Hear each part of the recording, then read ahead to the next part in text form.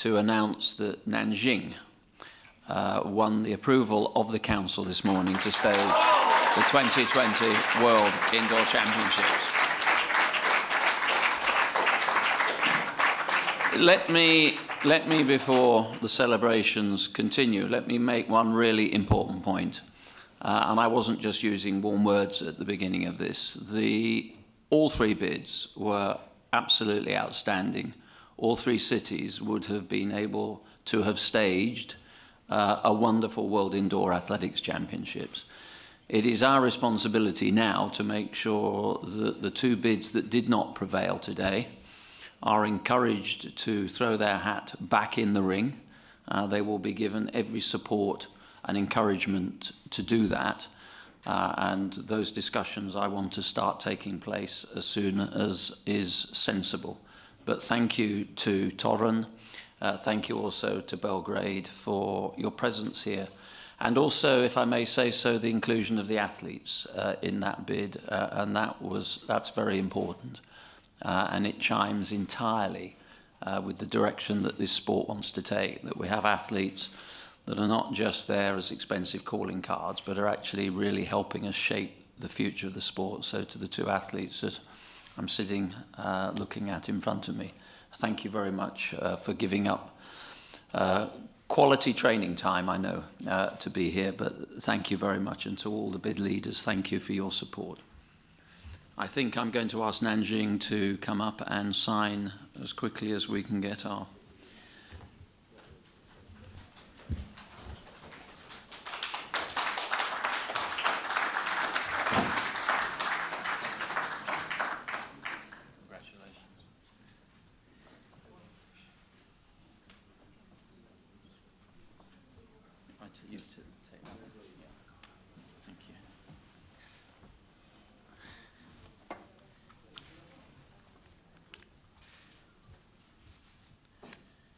I think that is probably me on here.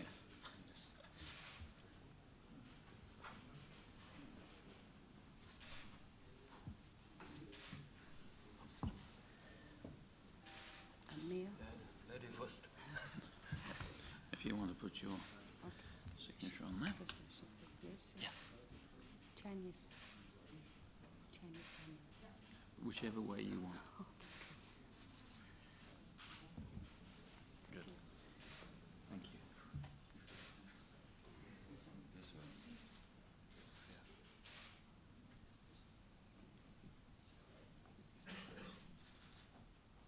Thank you very much indeed.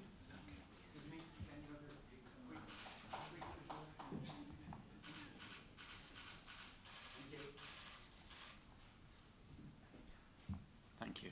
Thank you.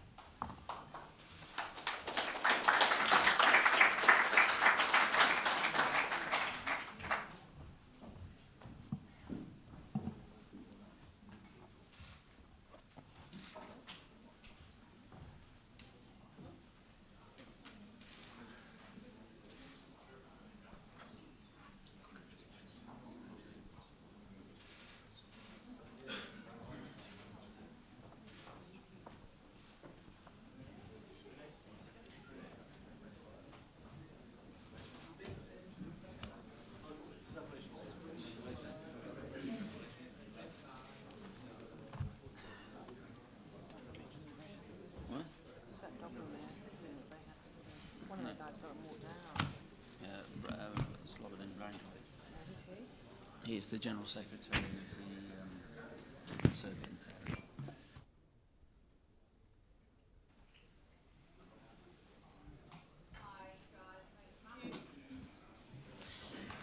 Hello. Left to the hardcore. Well done. You actually should all get medals for the marathon you've all gone through for the last 5 days. I'm going to hand over to Seb just to talk a little bit about what we've been deciding in Council. There are a couple of decisions this morning. And then to Rune to take you through where we are with the Russian reinstatement. Again, thank you for remaining so patient and staying with us. And I'll keep my remarks as brief as I possibly can. particularly as we still have an afternoon of council still remaining with some big meaty things that we need to address. But first of all, thank you for being here. This has been a busy week, actually, because although we have focused on council and the decision that we made today, many of my colleagues have been here since the beginning of the week, serving on the many council's committees, working groups that are helping drive the sport forward. And I'd like to thank them, particularly those that are of my council colleagues that have joined us at this press conference. We, of course, then segued from that towards the end of the week into the awards night. I know that many of you were there. Let me place on record my thanks to our teams and also the professional team that helped us put that together. And encouragingly, given that there have been 3 or 4 opportunities for me to spend very good time with the athletes over the course of the last few days, that their message to me from the awards night and beyond, and certainly in advance of that, was that they want to be a part of this journey. They really feel that they have something to add that can help shape that journey. And they want change, and they are very clear about that. They want change, they want rapid change. They press us as council and organisational structures to make that change as quickly as we possibly can, but as safely as we possibly can. And that is very much the tenor of the message that we're receiving across the sport. I talked about it at our Congress in London. And what the broader point I made to Council, and I'm very happy to make it here, is that we have come a long way in the last 2 years. We have come a long way in making the House safer, putting in systems that will serve this sport very well. And yes, we will continue to talk about reform because that is very important. Predominantly, most of those reforms, aside from the Athletics Integrity Unit that was up and running effectively from April onwards this year, most of those reforms predominantly lie beyond 2019. So it is really important that as we are seeking area and member federation alignment, that we go on continuing to articulate the reason for those reforms and the next stages of those reforms. That doesn't mean, however, that we're not now focusing relentlessly on the changes of formats, rules, revenue raising, our ability to maintain the 3 or 4 core work streams around one day, around Diamond League, around the coordinated calendar, and the other pieces of work that you know are already underway, like addressing the transfers of allegiance issue. All these things are being driven. It is for the council and for our headquarters, though, to make sure that we have the right processes and the right structures in place for this to come together in a coordinated way. Clearly, one of the big decisions that was made this morning was around Russia. And I'm particularly pleased to welcome Rune Andersen to the table. And Rune, the floor is yours. Thank you, Seb. So I'll, since the Congress, IAAF Congress in August, the task force, IAAF task force, has been in constant communication with RUSAF and its president, Dmitry Slyatkin, and representatives of the task force met with him and the Ministry of Sport in Oslo in late October.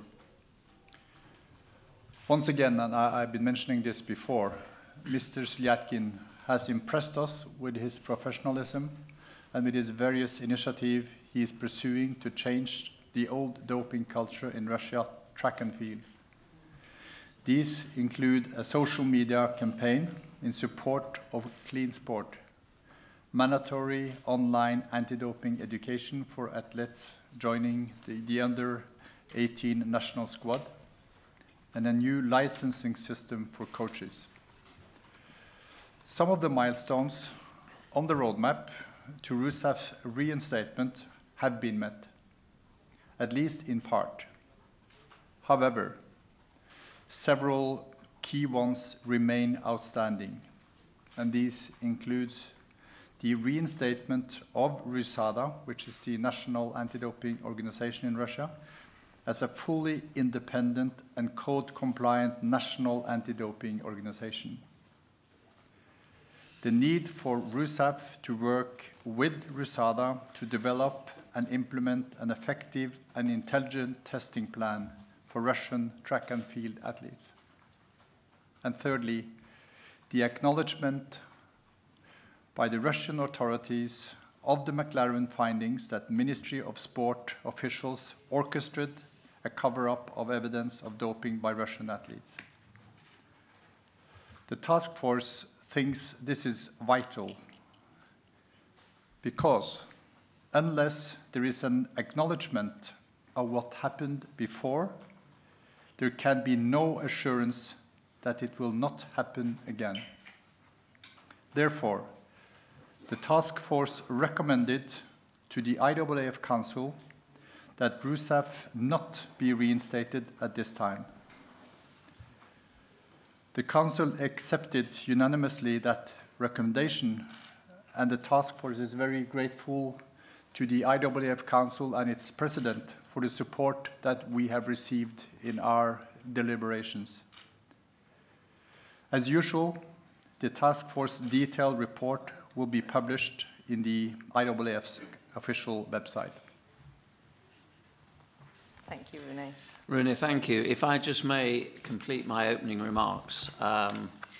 We received an update report from the AIU this morning. I don't want to go into the minutiae of detail, but we also had a progress report on the status of the 5 countries that we have on our watch list, and I'm very pleased to be able to announce that one of those countries, Morocco, has now been taken off that watch list. They will maintain their progress and be monitored, but they are not now on the watch list, and with varying degrees of monitoring, the other 4 do remain on the watch list.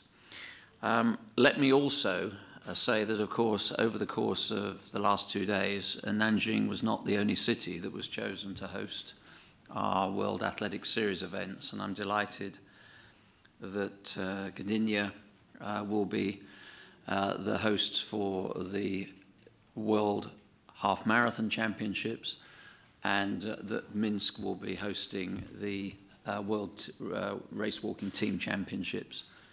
Both those cities presented extremely well, and we look forward to showcasing that particular manifestation of our sport in those 2 very competent and capable cities with the support of their member federations behind them. So that, I think, really concludes my opening remarks, and I think, Jackie, I'm happy, obviously, to take any questions. You all know the decision on transfer of allegiance that we made yesterday, so that was the other major decision over the last 2 days. But questions, usual format, hand up, name, publication, please. We'll start with you. Hello, Artem Kuznetsov, the TASS News Agency. Mr. Ko, what are the chances now that Russian athletes will participate in the indoor World Championships in Birmingham under national flag? 1% or less? No, I have assiduously avoided maintaining that type of commentary throughout this process. It's really important. I'm very grateful to the remarks of Rune about the consistency of the process and the consistency of the approach given to this process by my council colleagues. So that is that we have unanimously on every occasion endorsed the recommendations of the task force, and we will continue to do that. And, you know, I'm very clear about it. You know, it is important that under the right set of circumstances and the fully met criteria that we put into the public domain in agreement with RUSAF, that we have that system in place, and that we do want, of course, the reinstatement under the right conditions for Russian athletes to resume their place in the international sport. Next. Yes, Mark. Marc Ventouillac, l'équipe, and I will ask usually my question in French, because French is always official language of IAAF.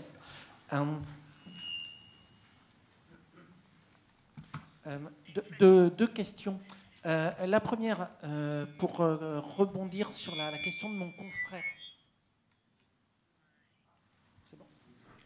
C'est bon? Ok. Juste, doit-il y avoir un conseil de l'I2F justement de prévu avant les mondiaux en salle? Et si à ce moment-là les critères sont remplis, est-ce qu'il y aurait la possibilité, parce que je ne pense pas que vous ayez répondu à la question, de voir les Russes réétablis par un conseil?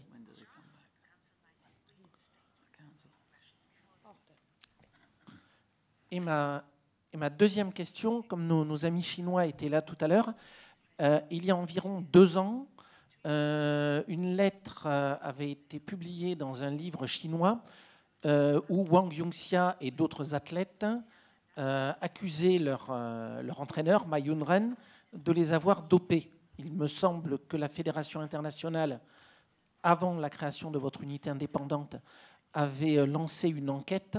Donc ce serait pour savoir où en est la situation à propos de Wang Yongxia et toute l'armée de Ma Yunren.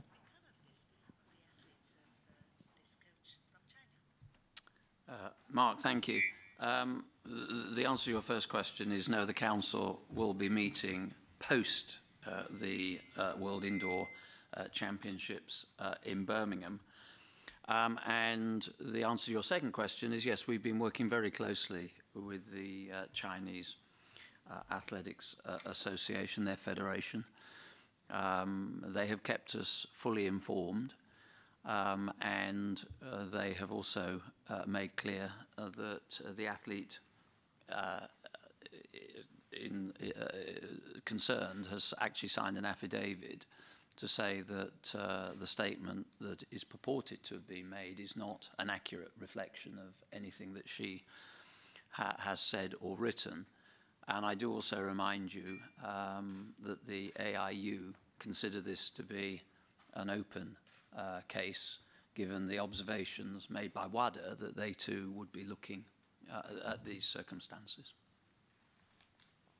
Okay, any further questions?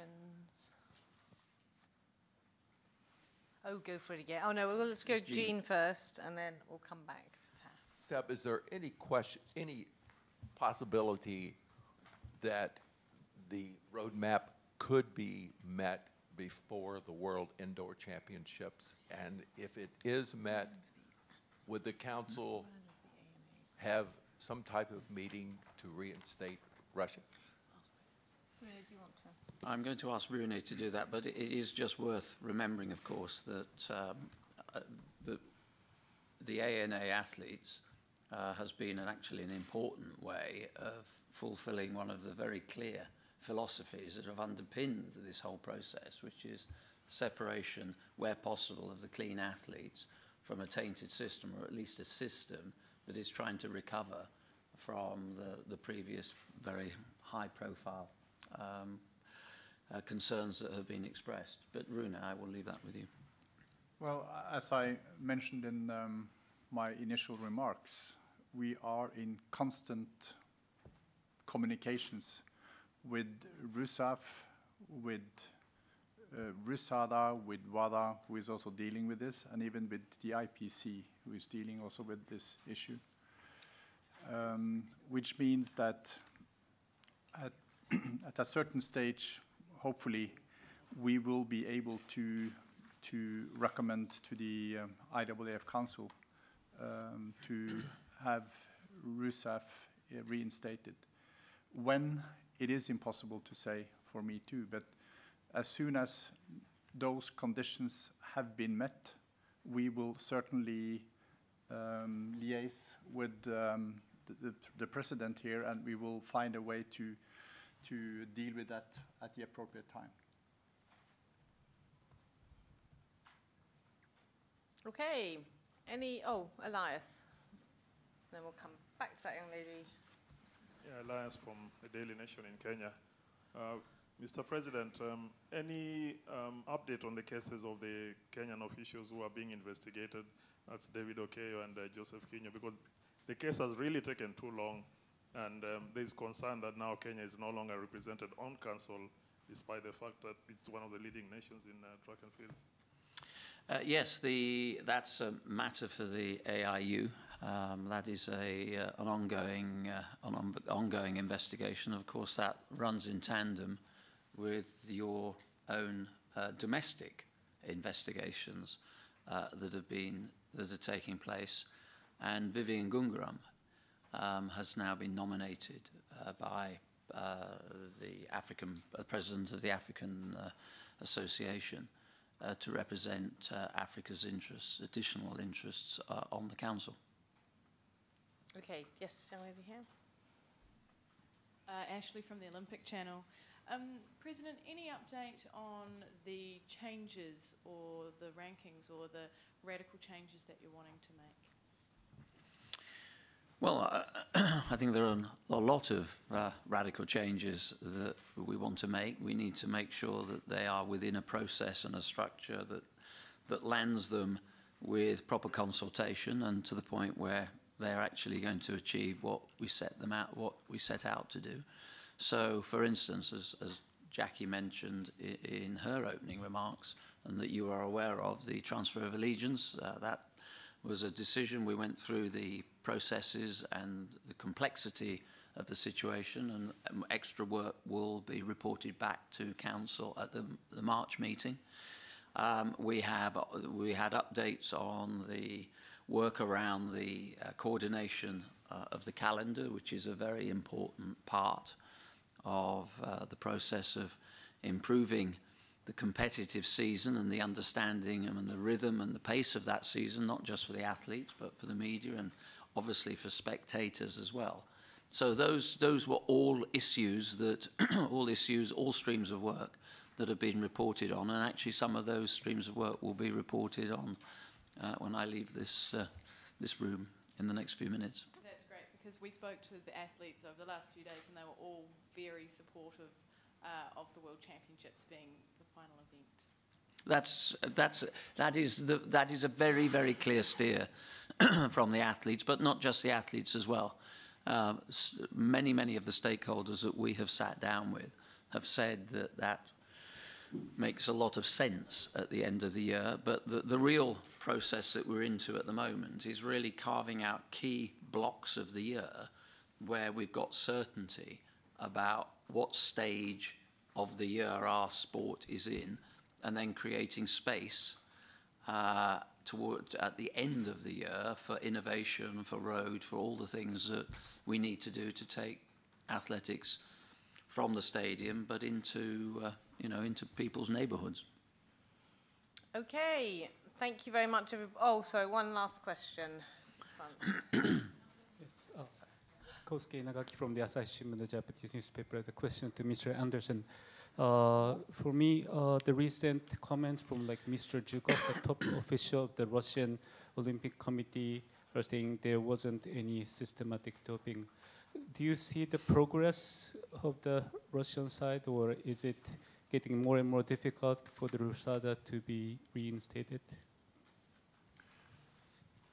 Well, for sure, this is more a question for WADA, because WADA is dealing with RUSADA as such, so they will have to respond to that. I know that there has been an audit of RUSADA by WADA.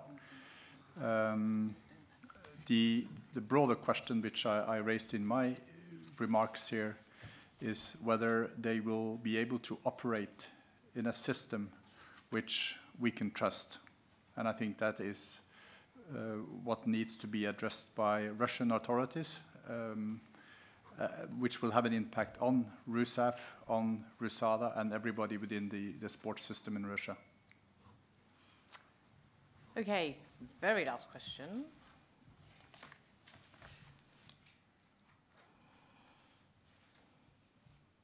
Mr. Anderson, when are you going to organize the next meeting with the RUSAF?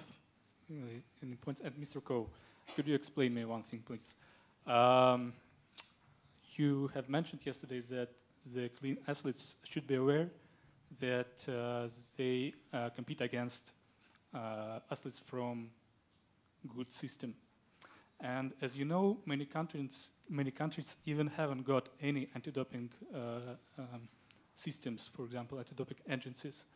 Others countries, the anti-doping agencies of several countries are declared non-compliant, for example, in Seoul, Kuwait, and others. And as you know, from the other hand, the Russian anti-doping agency made a huge reform, and it's absolutely independent. It works under control of UCAD, United Kingdom Anti-Doping Agency. So why it seems that the IAAF use the principle of double standards in this case? Could you explain, please? Thank you. Thank you for your question. We haven't decided on the next meeting with RUSAF. As we speak, there will be the report that I gave to the Council, IAAF Council, this afternoon, will be sent to RUSAF with a cover letter to the president of RUSAF. And then we will see how we move forward when we will be meeting next time, but the date or a date has not been set yet. Thank you. Look, I don't think this is a case of double standards. We have a responsibility as a federation to make sure that we create balance for all the athletes. You know, I'm very, very clear here, and the athletes are even clearer that they want to know that if they are devoting over half their young lives to the pursuit of something that it allows us to showcase the #1 Olympic sport to the best effect, that it is our responsibility to create that landscape where there is trust. And, you know, I remind you that, yes, of course, the focus, because of the scale of the problem, has inevitably settled on Russia. And we're not the only sport, and we're not the only organization that has to deal with that issue. I would also remind you that we were very proactive shortly after the suspension of the Russian Federation in wanting to understand a great deal more about the status of some of the domestic anti-doping processes, particularly at member federation level, hence the watch list. And that watch list, by the way, is not necessarily complete or exhaustive. I'm very pleased to announce that Morocco, through its own efforts, has left that watch list with continued monitoring, but that list is not exhaustive. And the Council was very clear to both the AIU and within its own membership that we wanted to continually understand where it is that we need to be proactive, where it is that we need to sometimes apply extra resources and our own expertise to make sure that we don't have a landscape that is varied and one that the athletes lack trust in. So I see it as all part of the same process, but I don't for one moment believe that this is about double standards. If anything, we've extended our oversight to those federations, to those domestic anti-doping systems that we feel are at best operating suboptimally and at worst may not be remotely in the kind of shape that will allow us to further that trust. Okay, thank you. We've got the other half of Council this afternoon, so thank you very much. And the report, if you don't have it, if anyone is watching, is on the website now, so do have a read. It goes through a lot of detail. Thank you. Bruna, thank you. Thank you. What? So don't forget your glasses. No.